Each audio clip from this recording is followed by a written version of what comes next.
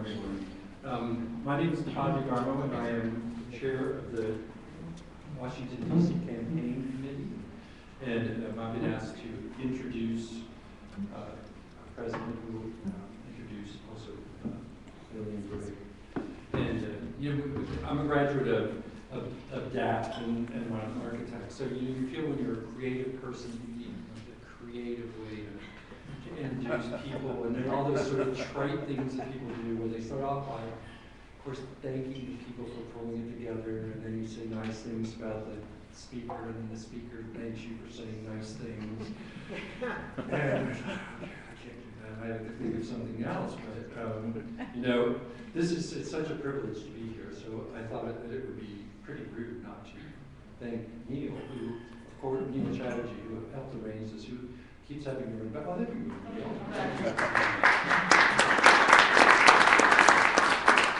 And Phil Ballfield, who thought of this several years ago, and has been persistent in making sure that we got together to do this, and Lindsay Hicks and Denise Hicks for really helping us organize the evening. But there is truly much to celebrate, and of course being here, and the university, as you know, is in the midst of a capital campaign.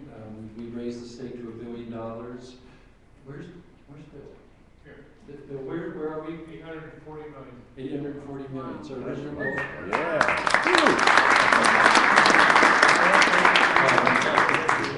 and I would check, half of the donations have come from outside of Cincinnati, which was a very lofty goal, because we hadn't organized a lot of things like this in the past.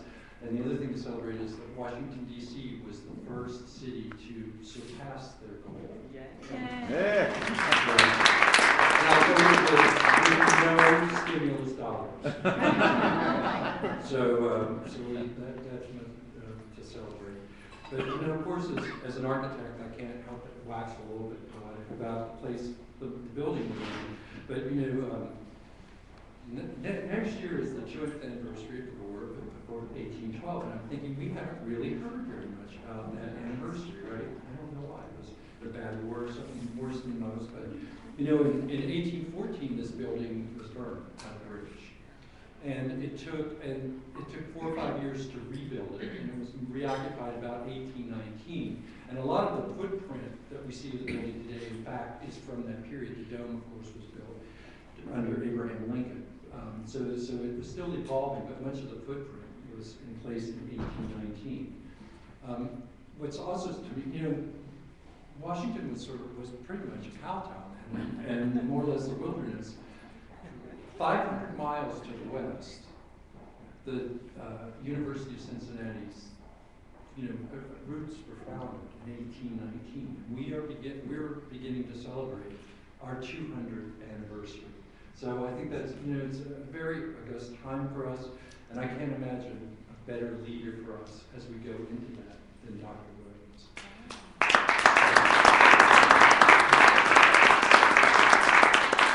One of the other great pleasures I have is being a trustee of the foundation at the university. And in our last meeting, we got to hear half a day about all the innovation going on in the medical school. We got to hear about a new academic program that really merges where people from different colleges invent their own programs, which is really the education of the future. And of course, all the goals that we're trying to reach by 1819. And Dr. Williams is charged with leading us through all of those things. So not only is he has to understand what's going on in medical school, understand the future of education, understand a whole new sort of student body, but in the midst of all that, he was personally negotiating our status in the Big East. So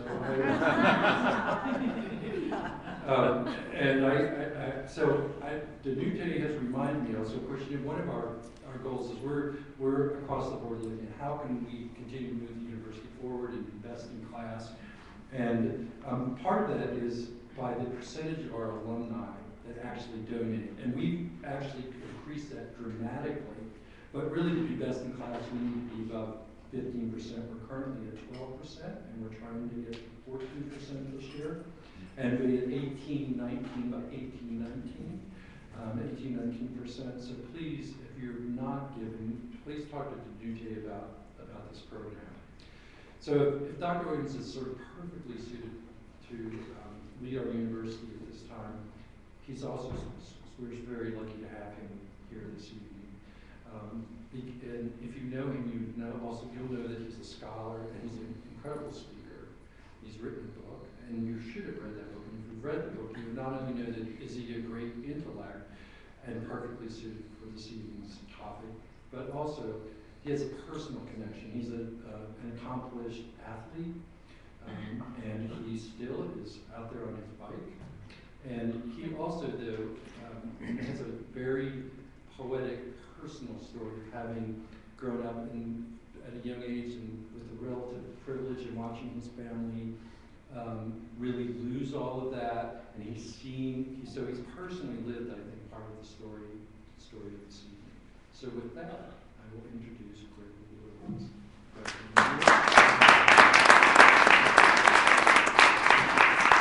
Thank you very much, Todd. It really is hard to top all of that. I think maybe I should just say good evening. But no, it's really, it's very kind of you, Todd, to do what you do for the University of Cincinnati, and I want to thank you for that. Todd mentioned the campaign that's now at $840 million, and the goal in the Washington area was $8 million, and actually I was very pleased when they reached $8 million, they reset the goal to $10 million. And of course, leading the way. This is the third billion-dollar campaign that I've been involved in, but the one that I am most excited about because obviously it makes a big difference for the university and for the students at the university and our ability to provide the high-quality education that we are committed to providing. You know, I'd give you one story about how important this is, and we're not just talking about raising money. This summer, I stopped into the subway on campus to get something to eat for lunch, and I saw 3 University of Cincinnati students there interviewing for jobs to work at Subway because obviously life was hard and times were hard, and they wanted to stay in school, and they were prepared to do whatever they had to do to stay in school. And so that's one of the reasons why we're in this campaign. It's not just reaching the goal of $1 billion. It is figuring out a way to make a difference for the students who are facing incredible challenges and allow them to move forward and create those dreams. And as Todd alluded to, I know what it's like. I know what it's like to be one of those kids that has a lot of ambition and some skill and ability, but has no financial resources. And I know that it can really make a difference. And so that's why this campaign is one that I'm so passionate about. So I want to thank all of you who've been part of that campaign and the help you've given, because there are names and faces associated with the needs that our students have out there. Having said all that, great things are happening at the University of Cincinnati, and I'll talk a little bit about that before we go on to the program, share with you. For instance, this year we're at 42,000 students, the largest number of students we've ever been. Now, actually, we didn't really decide we were going to go to 42,000 students. What happens is the programs get stronger and we raise admission standards that more and more students, in fact, want to be challenged. And they come to the University of Cincinnati because they hear about the great programs and they want to be challenged. In fact, this year, we are ranked in the top 20 colleges, public colleges in the United States in terms of merit scholars. We've had 45 merit scholars in the last 2 years each year, puts us in the top 20. And again, strong students really want to be at the university. As many of you have heard me talk about before, last year, Forbes magazine also listed the University of Cincinnati as one of the most beautiful campuses in the world. And as you know, as Todd knows, we have 10 signature architecture buildings on our campus. And just this summer, I was flying on Delta. If you've flown on Delta, if you flew on Delta during the summer, you saw in Delta Sky magazine that they listed the University of Cincinnati as a truly inspirational campus. So we're getting that kind of recognition, and even from Travel and Leisure about a month ago.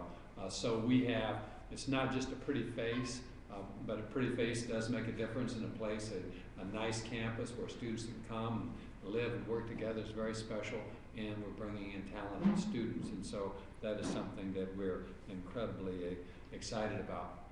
We're also excited about the great program that we have here tonight. This is something that's been germinating for some time, and so I'm delighted that I have my two colleagues here with me.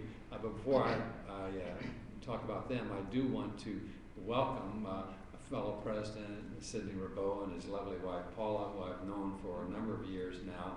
And Sid is the president of Howard University, and he's out here with us, so thank you so much for being here.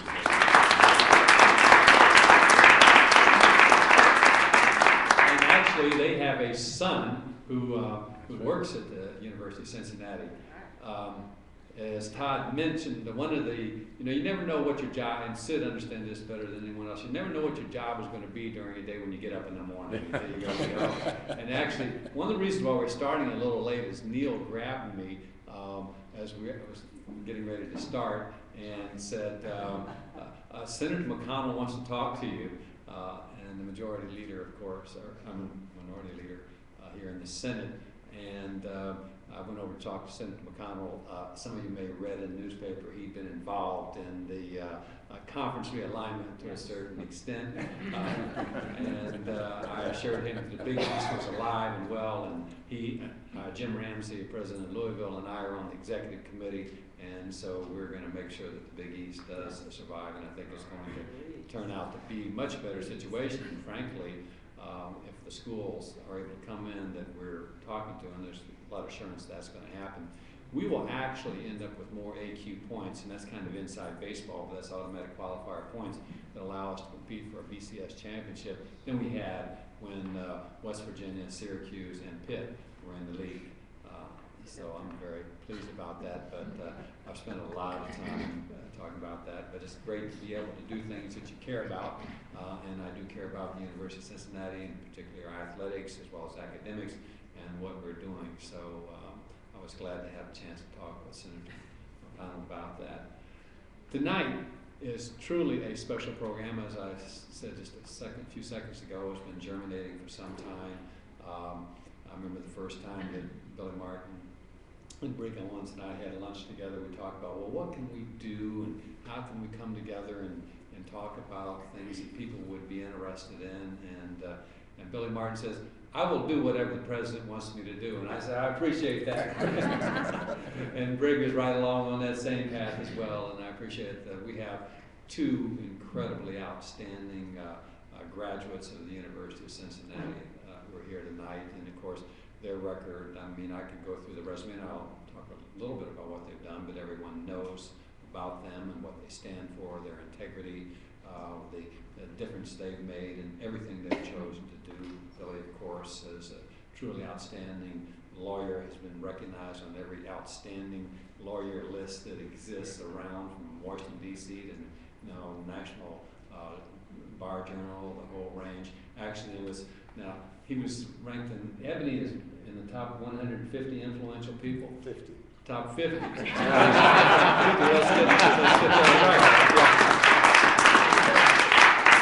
I was a little jealous because Ebony magazine did an article on me when my book came out, but I'm not ranked in the top 50. So, and of course, he's had some really high-profile candidates, Michael Vick, Cheney, Sandra Levy, and a number of others, and so he's really been working with folks who are really in the spotlight. Brig, of course, is so well known. He's been identified as one of the greatest players that the Washington Redskins ever had, and of course was an outstanding athlete at the University of Cincinnati. And I think he came to the University of Cincinnati because they would allow him to play quarterback. And in those years, there were some schools that wouldn't allow him to play quarterback. But Cincinnati was the place, and of course, the character had been formed a long time ago, and that was evident when he was a player at the University of Cincinnati, and of course went on to do great things, not only playing 12 to 13 years with the Redskins, but of course been in sports management and commercial development subsequent to that, but has always been involved in working with communities and working with young people to try to keep them on track. And so this really tonight is going to be a conversation with Billy and Brig some of you remember the, what was it, Rowan Martin TV show? So we have Owens Martin tonight.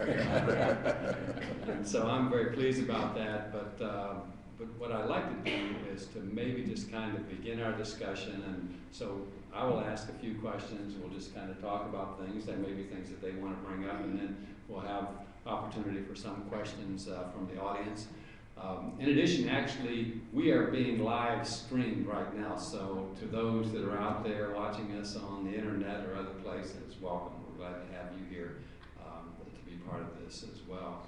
One of the things we really wanted to talk about, and both Billy and Brig are uniquely positioned to really address this question, is how do you deal with situations when success just kind of falls on you, and to a certain extent it does fall on you, that oftentimes young athletes or celebrities or stars or other people that in the media spotlight really are not ready for that. And as we've all seen the stories where that has a tremendous impact on them, their families, their communities, and others.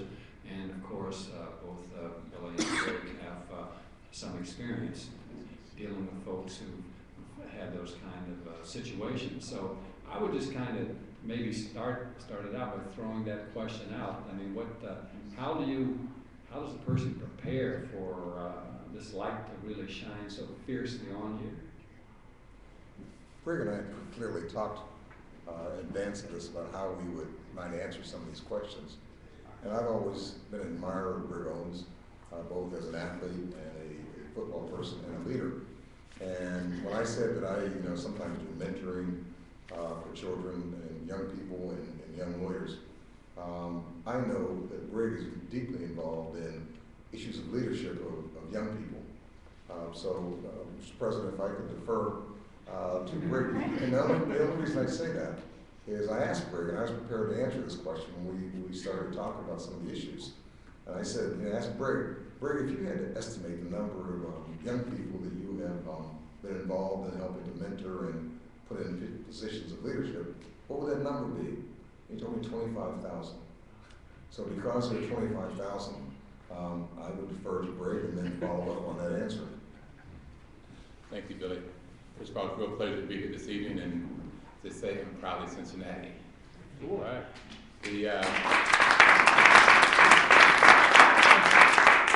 The program Billy is referring to is a youth leadership program and drug prevention program that I started along with Gene Upshaw. We started 26 years ago, and it's called Soup Leaders. And it's really about taking middle school and high school kids away for 3 to 5 days in a residential setting and changing the norms, and giving them a timeline for their future and the things they have to do in order to get there and be successful, and also get them to believe that there's no such thing as limited dreams, only limited thinking. And but we give them a timeline for their future. First of all, they got to go to school, and we know by noon if a student is not at school, we spend time with the parents to educate the parents about what their child's going to go through, because when they're going through a very fast, life-changing program when they spend 3 to 5 days at that residential program. As a matter of fact, we got 90 students right now at the Forest Training Center. It's one of the few schools, one of the few programs that the principals allow the kids to leave during the school week, because history tells them that these students go to class, the grades improve, and they go to college. We have over the past 25 years, we have a 90% high school graduation rate, and 75% of our students going to college or trade school. And college isn't for everyone, but we prepare them for that. And we tell them, don't let anyone tell you you can't do something. If you dream to be, you can do that. Depends how bad you want it. So that's what we do. And I would add to that on some of the obstacles, because I see it at a different end. Brig tends to get the young people, and I'm very supportive of Brig's efforts, but I tend to get the people at the other end. I get young professional athletes who have gone through 1 to 4 years, mostly one, average probably 2 years of college without graduating, who were then, and the ones that the clients that I get were not the best students. Many of them come from different types of homes, and they had no real dominant male image. A man to say to a young boy, and we're talking about young boys, I'm not talking about a co-ed situation, to kind of put these aggressive, very big, and very talented athletes, kind of back them up a little bit. So they're used to everybody allowing them to do what they want to do in order for them to transfer from this high school to another high school. So I think that one of the things that I have learned over the years is you need some discipline early on. So the sooner that we instill that discipline, we need it.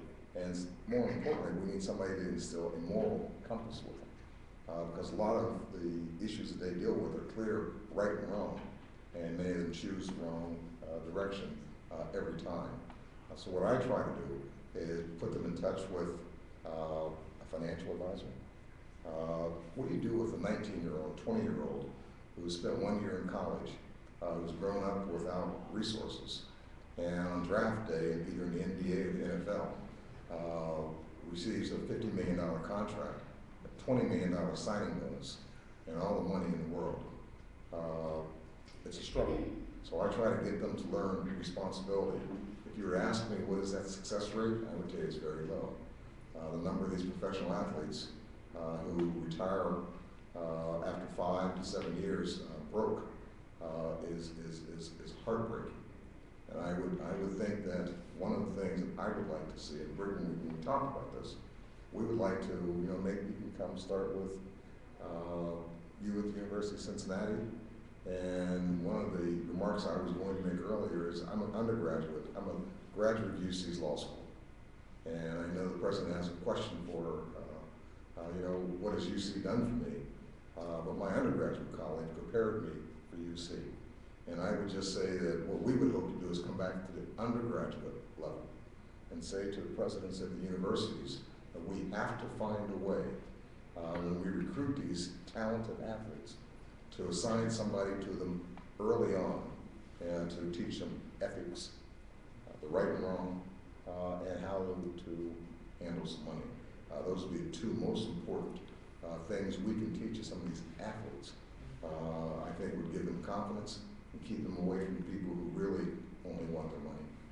So how do you keep them away from people? Because once they're identified and they make that draft, I mean, people just kind of come out of the woodwork. I mean, that takes a very strong person, doesn't it, to kind of walk away from that?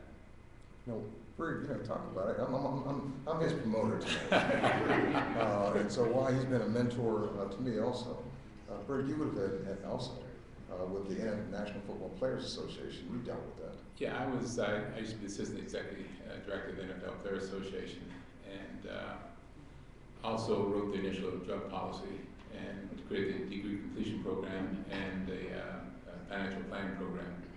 And it all evolved out of our seeing young men come into the National Football League and out the door within 3 years, and they're broke. And there has to be an educational component. And Bill and I were talking as you really got to look at the young man or young lady where they came from when they come to your campus.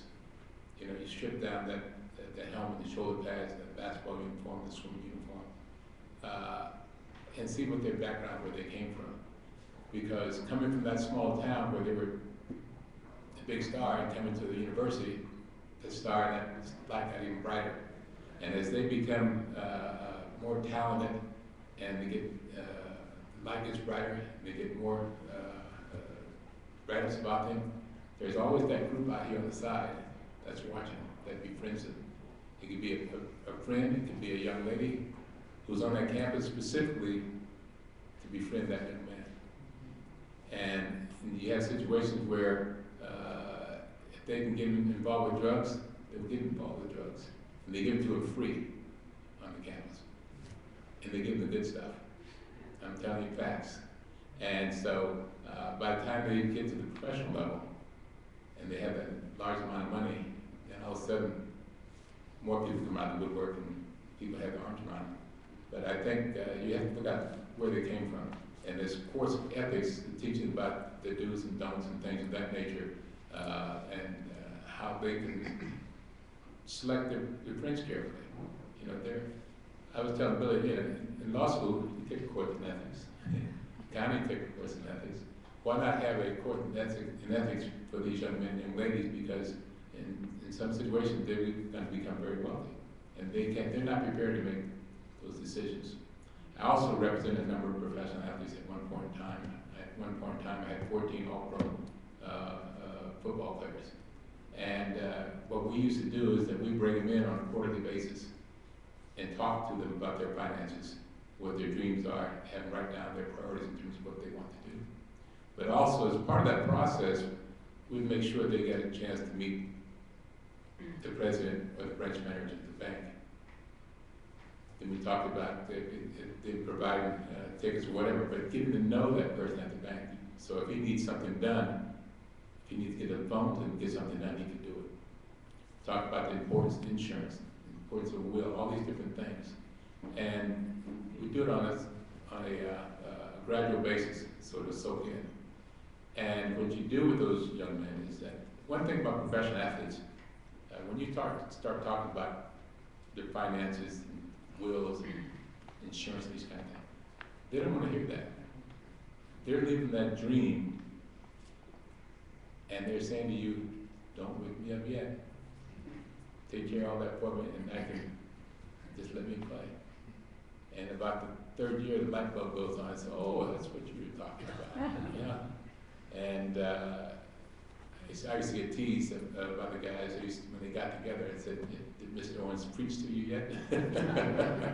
But you have to do that. And I learned through the years that the guys that we represented are all doing very well.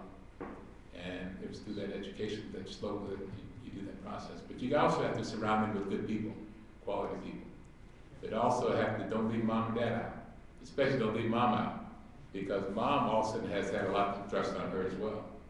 And so there's an educational process not only for your client, but for their parents as well. And we used to tell our clients is that one thing, you take care of mom, but for everyone else, you start squeaking when you walk.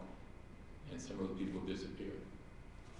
One of the things that I've noticed, part of my practice is I have a criminal practice.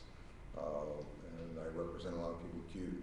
I do internal investigations, sometimes retained by universities, sometimes retained by students. And I've had a number of NCAA investigations where the allegation is that an agent has been giving tens of thousands of dollars to the family of these kids since the kids were 13 and 14 years old. And it's not unusual to hear. One of the things that you hear the Heisman Trophy being given back. You hear of NCAA stripping university of titles and games and just taking away scholarships. I think it's while we place some of that burden on the student coming back to universities, and we place some of that responsibility on the university. I know at some point we'll get around to the event of the decade that's occurring right now, and we all want to know who is responsible. And I think from the standpoint of the university, it starts at the top, and there is a requirement, it should be an internal requirement, a substantial kind of policing, and not with law enforcement, but just understanding the policies. Because universities and coaches and the players know what's going on. Brig is right. If somebody there's more drug testing now in the NCAA than there was previously. But they'll start seeing kids roll in with cash or drive up in new cars, and lights should go off. So I think we have to hold everybody accountable. How do you keep people away from? It's impossible. Because one story that I had, and it's a very, very famous athlete, I wanted to get a financial advisor in place. And financial advisor, let's say, was Morgan Stanley. And Morgan Stanley has substantial assets and insurance. So if I say to a client, you're making $13 million this year, here's somebody from Morgan Stanley, go talk to them. And if they mess up your money, you can sue them. They've got insurance. Who does that athlete hire? Somebody that his family knew, who had no degree in financial planning, but was a friend. What happened? That person stole several millions of dollars. It's impossible to keep those people away. So my answer would be, it's almost impossible to do, but you have to continuously monitor. Well, I think the monitoring is very important, and I know that's something that we take seriously at the University of Cincinnati. In fact, I meet with the compliance officer for athletics on a regular basis to figure out what's going on. And you're right, you have to monitor, check the cars and the titles and all that information. That's very important to know what's going on with the folks. But, you know, what I would be interested in, Brig, is let's going back to those kids that are in your program. What do you do early on in those programs to kind of instill those ideas that you're talking about in terms of, you know, ethics, morality, and making sure you're with the right crowd, that type of thing? Well, the students, how they're selected is that we have kids that they're selected by the principal or the one of the teachers. The teacher might be the English teacher, math teacher, or it might be the coach. And we have kids that are outstanding academically. We have students that are outstanding in the arts. We have students that are outstanding athletically. We also have some students that have one for the schoolhouse, one next to the jailhouse. Very tough kids. And basically what we try to do is we change the norms. And we have 3 school clusters so kids get a chance to know each other from different social, different economic backgrounds. And we talk about, you know, making the right choices. These are the consequences of the choices that you make. And don't let anyone influence your life in a negative way. And so that's jumped into their head, and there are times when they have to take the SAT exams. There are times when they have to start thinking about the college that they go to, and they say, yeah, I can go to college. Yeah, I can go to college. These are the kinds of grants and scholarships that are out there, but you gotta help do the research, so they gotta buy into it. And there's your small schools, your historic black university, your large universities that you have a chance to go to. And so that light bulb starts going on. Did you guys go to class? Okay, take your practice SAT. You also have to file your application for the school. If you can spend $100, $125 for some sneakers or a jacket, you can spend $50 for your future. And so the light just starts going on because they've seen some of their peers in front of them that have gone on to college.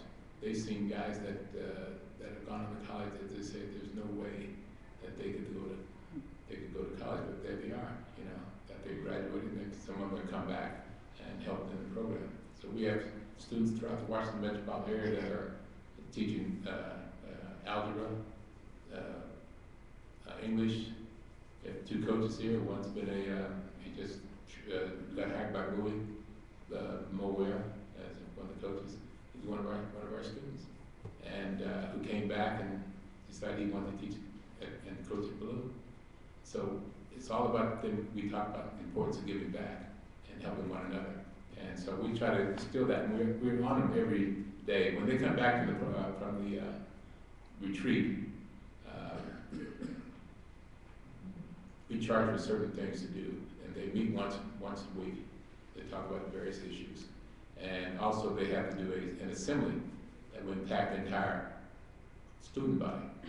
And what we do, we get their theme that they want, and what we try to do is that we find the speaker to fit that theme, whether it be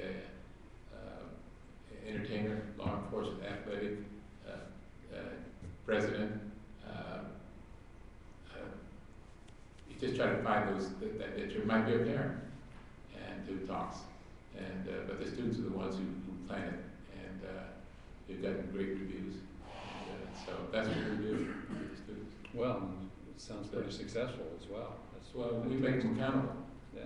You know, and when they see their peers that are going off to college and having scholarships, they believe they can do it. You know, one of the problems that we do have is that in some situations is having their parents realize that their child has that opportunity, that don't try to hold them back because you want them to work, because you want them to babysit.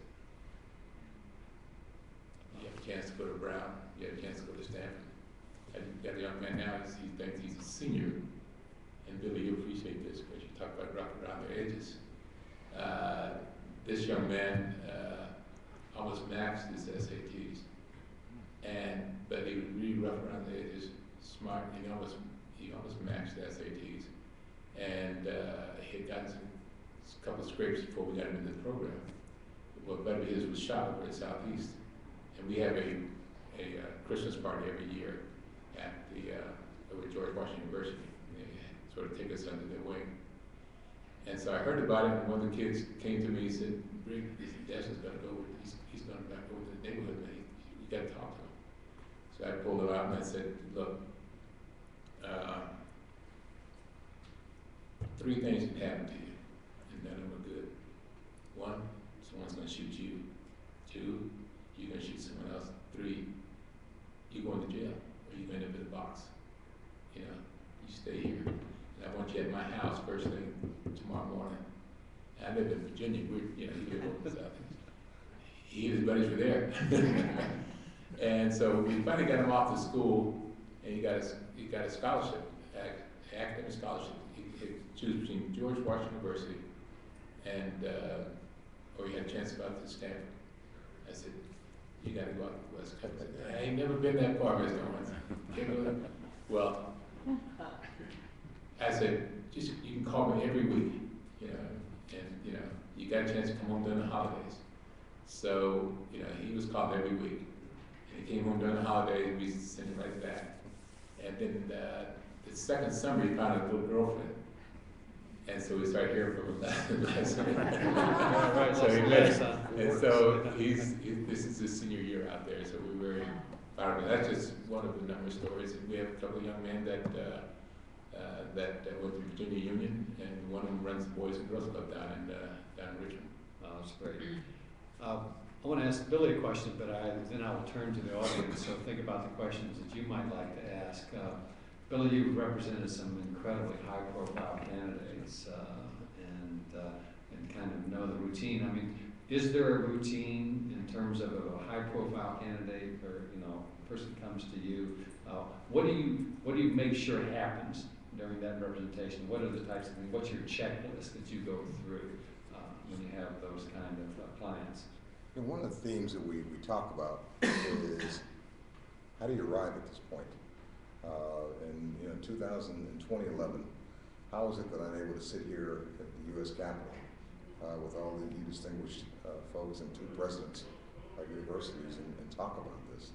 And one of the things is that I've had some incredible mentors, beginning with Johnny Cochran as a lawyer. And I was able to sit back and watch how Johnny Cochran, long before the O.J. Simpson trial, handled major trials. And I would also say that Dean Billy Owens is here from the law school.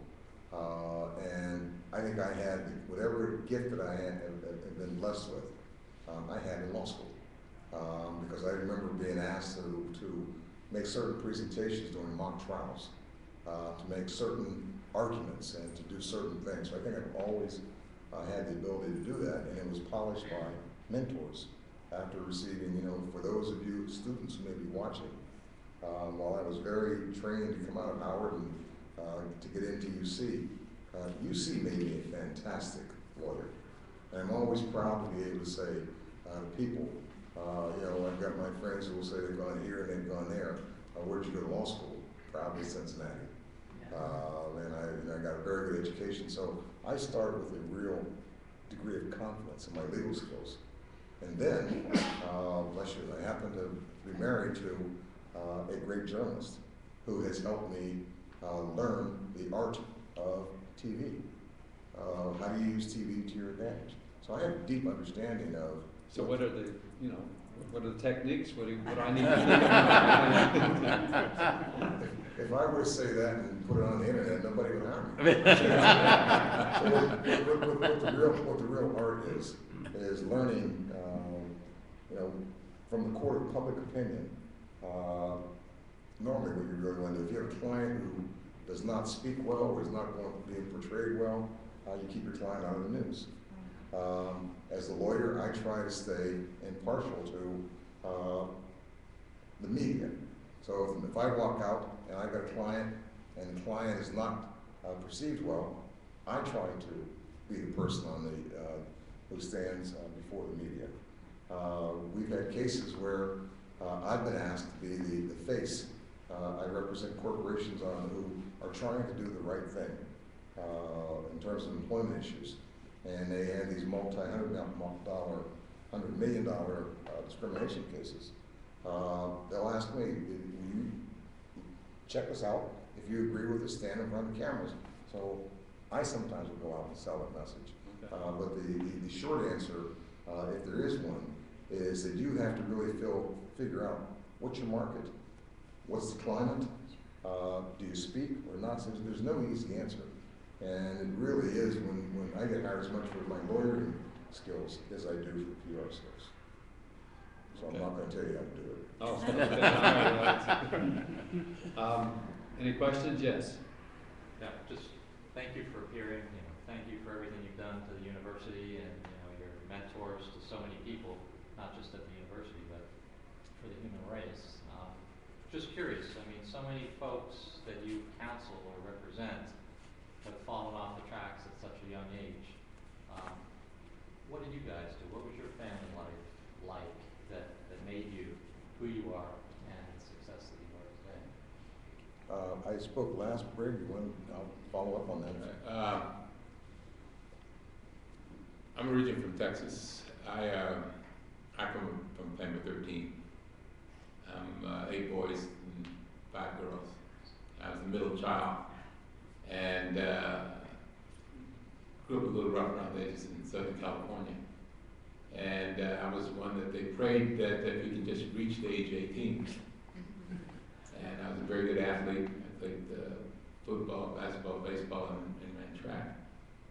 And never had any dreams about ever going to college until my junior year, when I started getting all these letters, and my parents were getting visits from the school, and some schools were offering my dad jobs that they could let me go to their school and so That's an forth. NCAA violation. And my father said, my child is not for sale.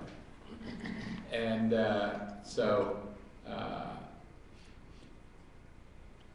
and my mom, my father, but my mom was very strong with regards to education. And I remember when I was getting ready to make the decision, and I was going to go to UC, because UC was the only school that guaranteed that they let me play quarterback. And I had numerous scholarships around the country, and even at BYU, because they thought I was a Mormon. My real name is Brig Owens. And so the guys came into the coach's office, and my coach said, this is Brig, we call him Brig Owens. And his real name is Brig, and the guys.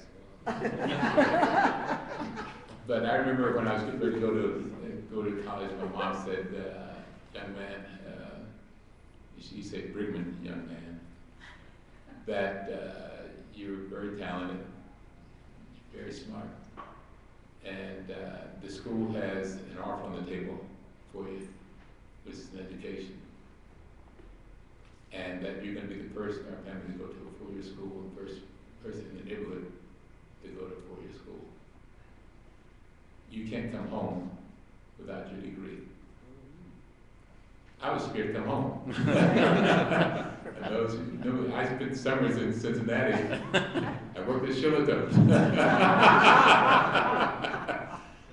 Work and go to class to make sure that I graduated on time, because I was ready to come home. So that's really sort of my background. My mother was very stern about that. So fear works. Fear works. Yeah, Fear does work. You never grown to be whooped. And my experience is a bit different. I always had an idea that I wanted to go to college. I had to work, and I was one of 8 children. I'm the only one of the 8 to graduate from college. I worked in the steel mills. I grew up in Pittsburgh, Pennsylvania, outside of Pittsburgh, Pennsylvania. And I saved enough money to put myself through Howard.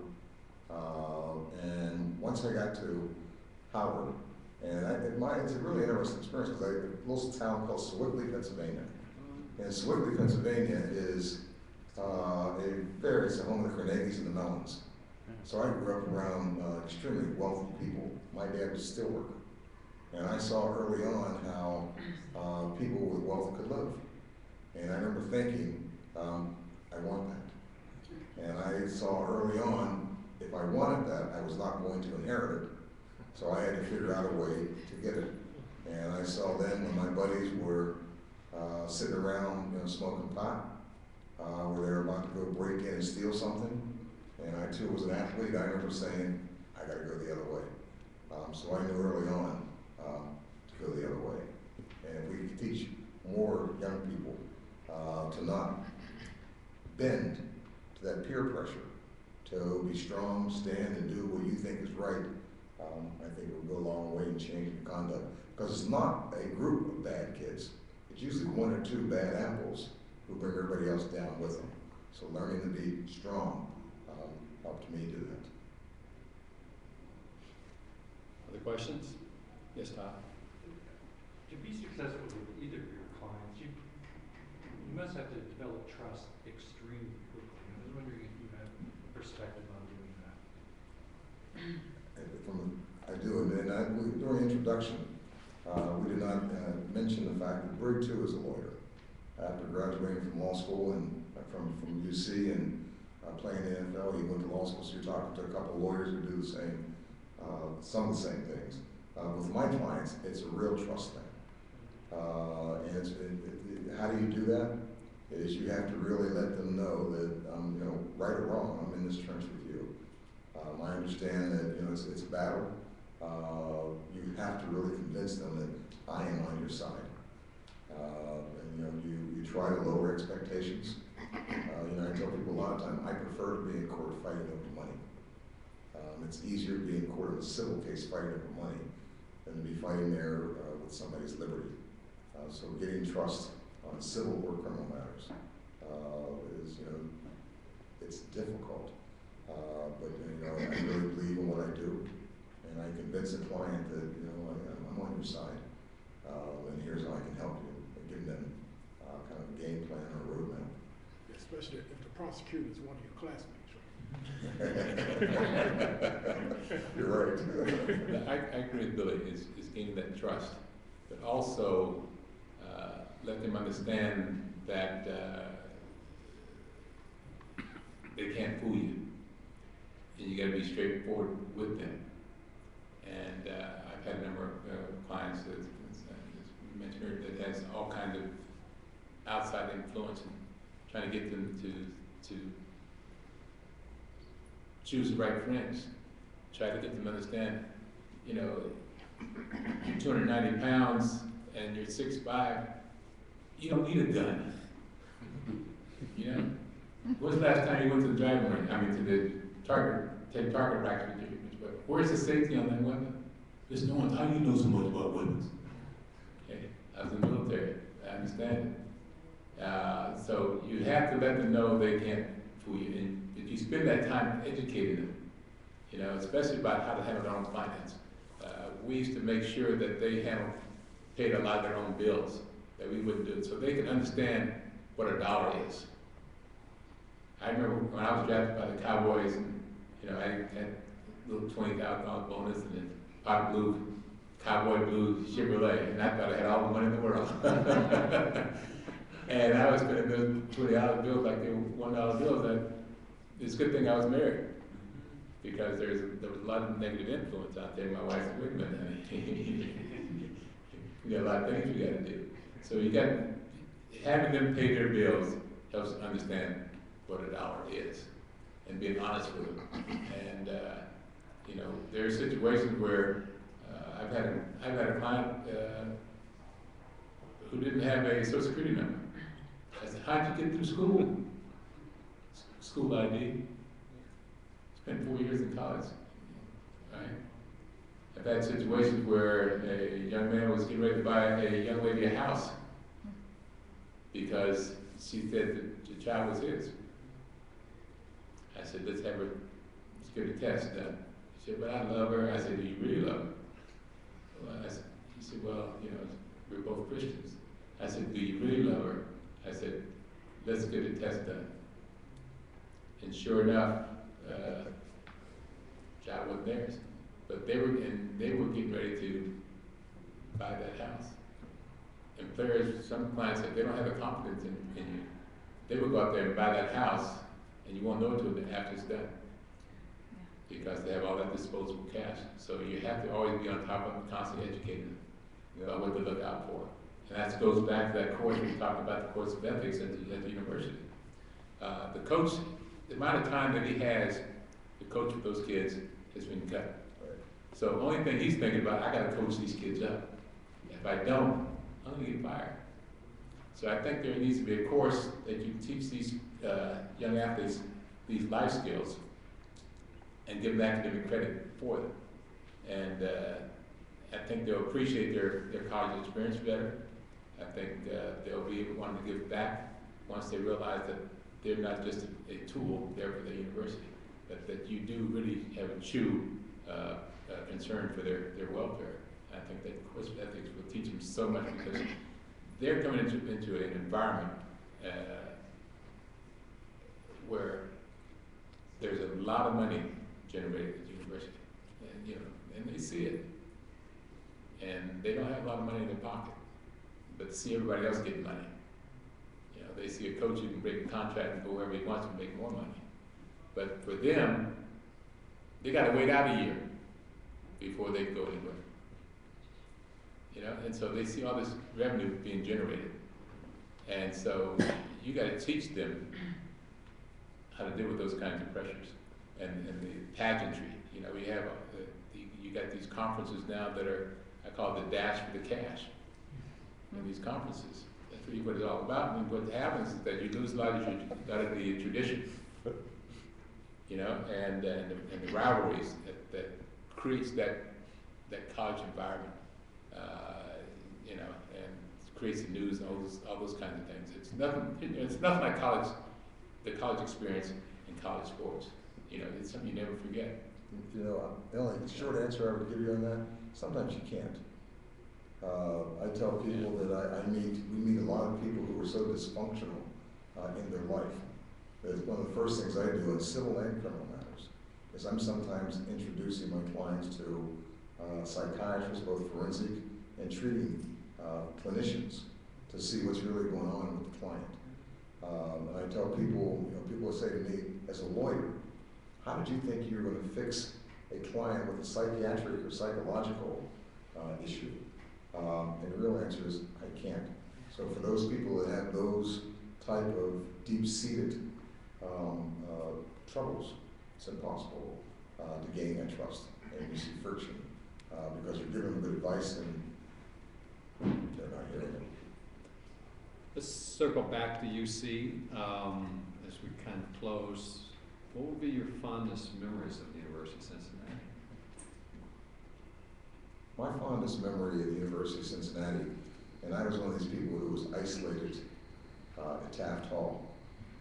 So we used to stay there right on the corner of, I rarely got away on the campus. Calhoun and Clifton. Calhoun and Clifton. But my fondest memory would be the moment, the first day that I walked into law school at the University of Cincinnati. You could not have told me that I was not then the most successful person in America. I thought then I had achieved my dreams. The fact that I was admitted to law school was one of the fondest memories.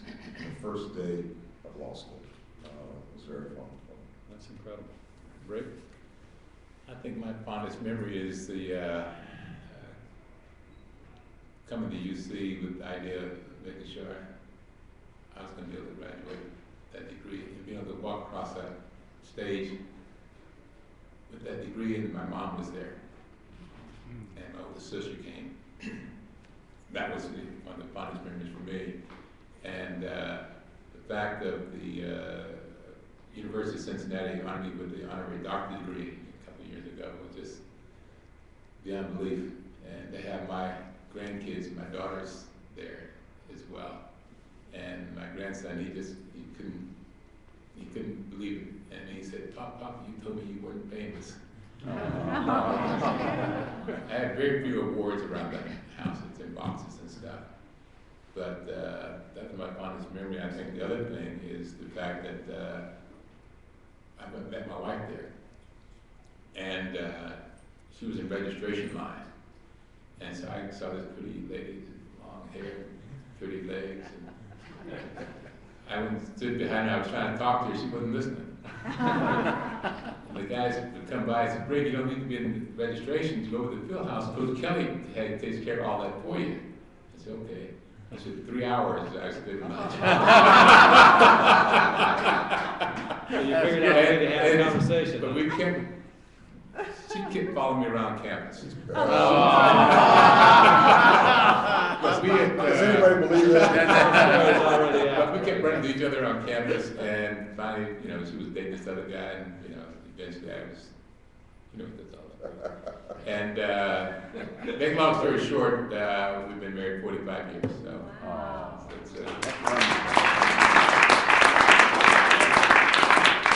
Well, it's very interesting. Oftentimes when I talk to young people, I tell them that they need to stand in their vision of what they want to be in life. And it sounds like both of you were standing in your vision when you arrived at the University of Cincinnati, and you've done absolutely amazing things. It's a delight to be here with you tonight. And let's give Billy and Brig a round of applause.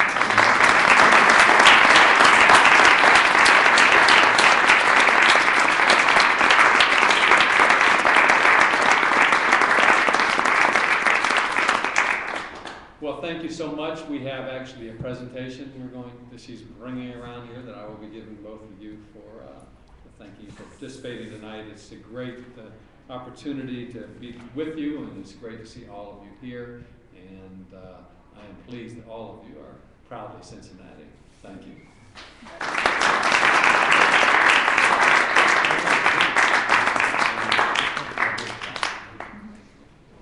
Mr. Mulvihill? Thanks, Bill. I Yeah, know thank you we very much, did Bill. putting this together.